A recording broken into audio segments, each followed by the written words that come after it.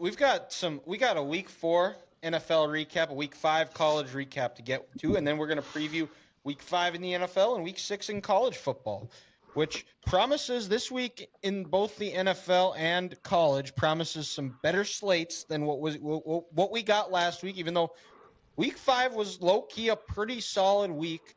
Week 4 in the NFL was tough, but the good news is I did go 4-1 in my picks, in my bets, so, sometimes you got to make lemonade out of lemons, and that's what I did. But, so, to see who is going first in the in our preview of college and the NFL, it is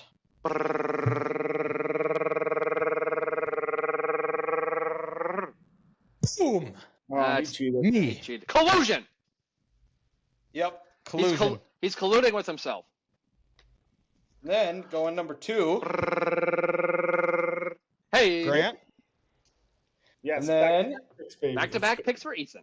Ethan is number 3. So Did the best for last. we're gonna start with surprise team of the week of week 4, and my surprise team is the Buffalo Bills.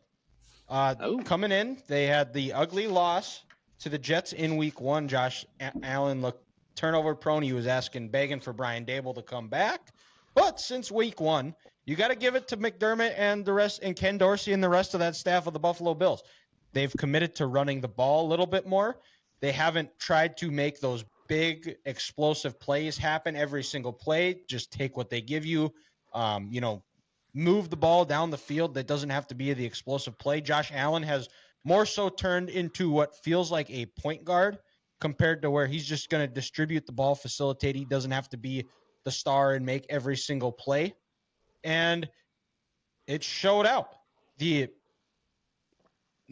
Bills defense was flying around, and they're only going to get healthier because Von Miller started practicing again this week. And they did lose Tre'Davious White, which will hurt them. But as we have always said on this podcast, I will take a pass rush over a good secondary any day, because if the quarterback doesn't have time to throw the ball, he's not going to hurt you.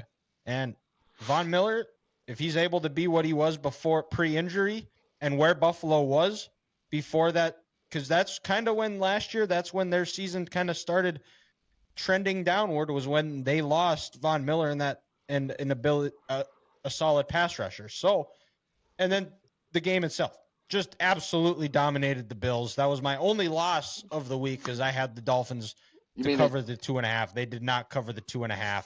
But the Bills are right now, they're looking like the team to beat in the AFC East, and have positioned themselves nicely after a tough week 1 loss. Well, and Dylan, that's why they signed Von Miller last year, to be the difference maker, because they couldn't get to Pat Mahomes in that playoff game and the year before in that playoff game. So, yeah, we'll see if he can come back and be healthy. Watch out. Western New York's about to throw a party this year. It's amazing when Josh Allen doesn't try to do everything and throw picks everywhere. Like Dylan said, take the small plays, but then my goodness, were they explosive on Sunday as well? Yeah,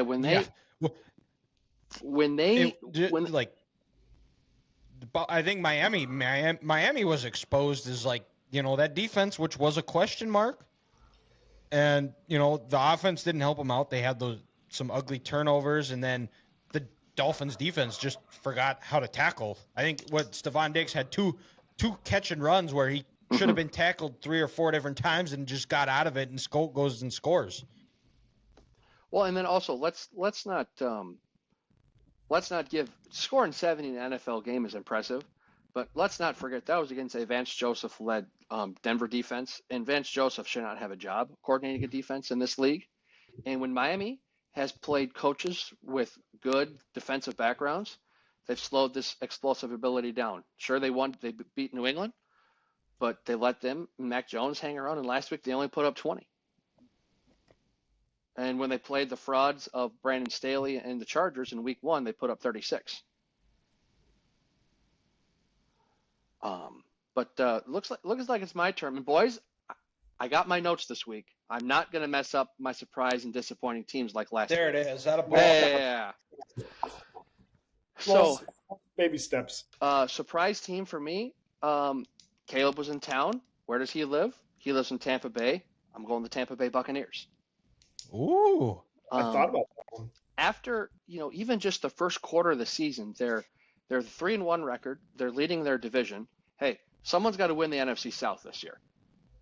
And you're going to be 8-9 or 9-8 doing it, but you know what? Tampa Bay doesn't write the rules.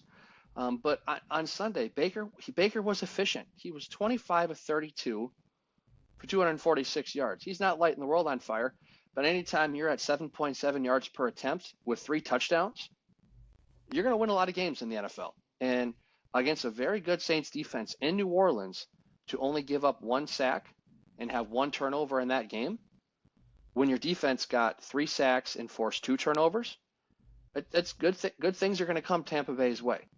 And I think, Todd Bowles knows he's under pressure this year, where if it doesn't work out, he's not a head coach. He's going to be labeled as just a defensive coordinator in this league. You bring in a new offensive coordinator who spent last year in Seattle. Baker knows his back is against the wall.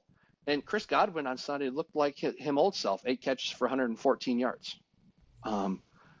So, Tampa Bay went into a hostile road environment in New Orleans and got a big division win on the year. And they're sitting at 3-1, and the food's got to be tasting pretty good, and the water's got to be nice and cold down there in Tampa Bay. Yeah, and Baker Mayfield, early front runner for comeback player of the year, I would say. If there was a vote today and if we had a vote, I would probably put Baker as comeback player of the year. It's hard not to. Yeah. Yeah. I can't remember if I picked this team before, but I'm going Houston. This team continues to look the real deal. Offensively, they look phenomenal. Stroud wasn't, like you mentioned, Baker was efficient.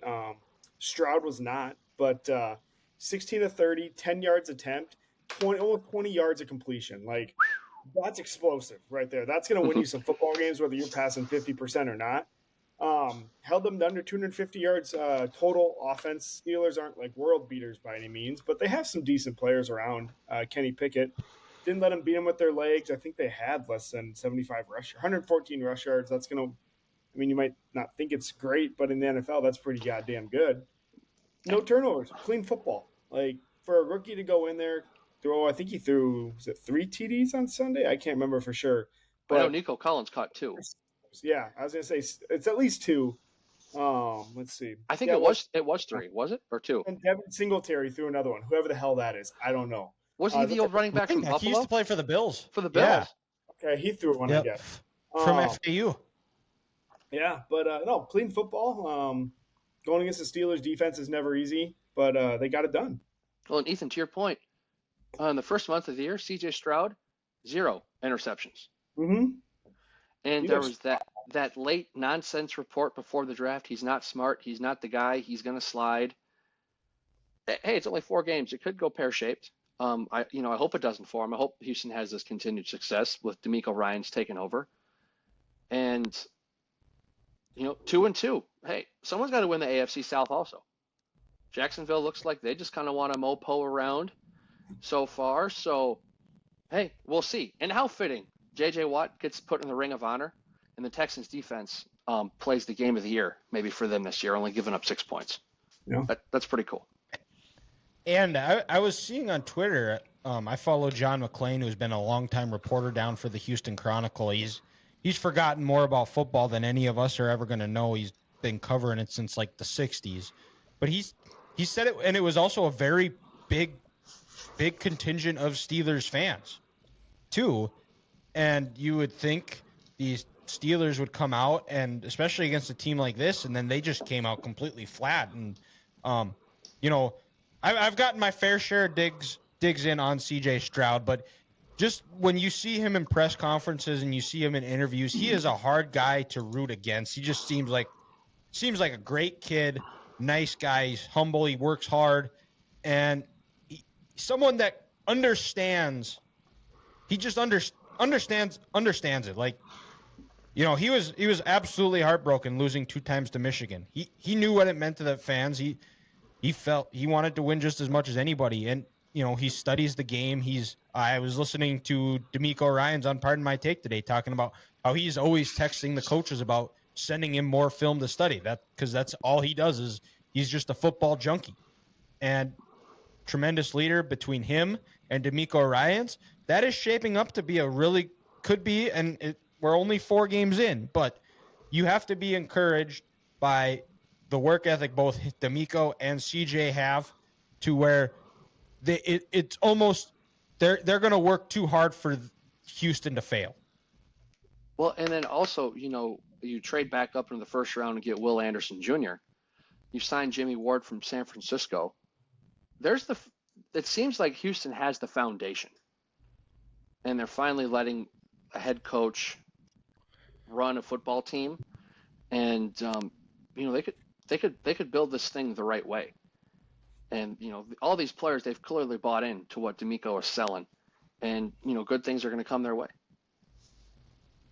Yeah, absolutely. And I already did my surprise team, but I do have to say, I think I had this also as my surprise team. I also had the Texans as well, but I also had Lamar Jackson, Mark Andrews touchdown. I don't know if you guys saw it, but it was probably the best throw of Lamar Jackson's career. But over 3 Cleveland Browns, perfectly threads the needle in the corner of the end zone to Mark Andrews for a touchdown. I saw that and I about jumped out of my chair. That was like, oh my gosh, how did he complete that? Mm-hmm. But no, so Ethan, kind of circle back to the Texans here. I was going to pick them, but I was like, I can't do it 2 weeks in a row. That's fair. That's fair. I can't do it 2 weeks in a row, but I wanted to.